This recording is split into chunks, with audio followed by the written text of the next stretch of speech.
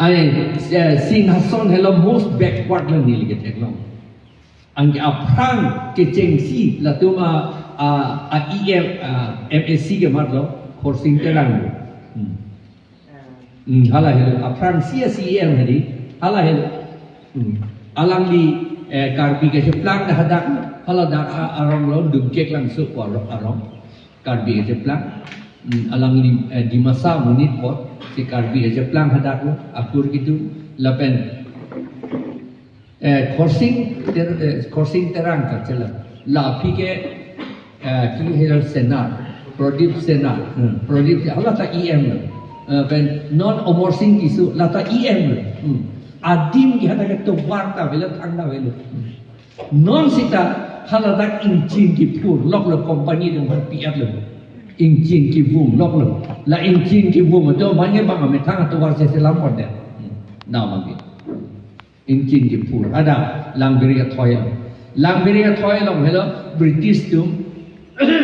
airplane ka pisun na thai hada ke claim ka selam non anda dolang karbia tu ki chini ni der pot la airplane ka pisun na thak si hem ki kimre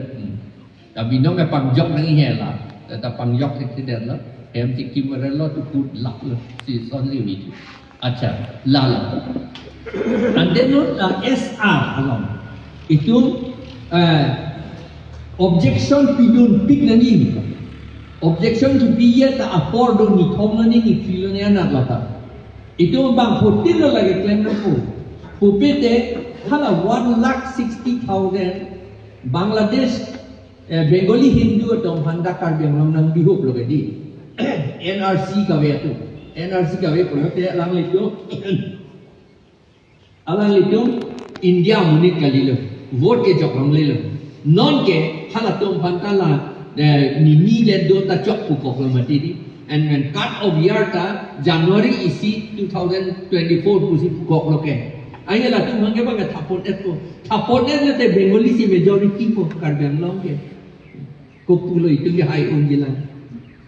Anggela si itu objection pipik nang inang deng kami nang deng dia kami objection pidun pik nang pola ben objection pilate itu arisit endun dia piki nang pak ni pido ai pak amangge arisit nang paso hidun dia piki nang la hello non most urgent lo la SR kam hello itu claim nang special revision nang of kelang tu arong kelang tu ha election office damra atik kete nang litu amenta than dupet nama piloma an etate ke PHLC tu manje la jelang dun rep nangi ra so tu man than la jelang dun rep nangi la solam ke Guwahati beti ta Assamese tumta la si Jaunpur ko te piloma je plan ko okhel gogoi ta la John RNC pen ke complaint lo la SR la pen SR lo la pen dia pidolan ala pen ke election day tuning si election day ni litum state election commissioner long damu ka complain na election ante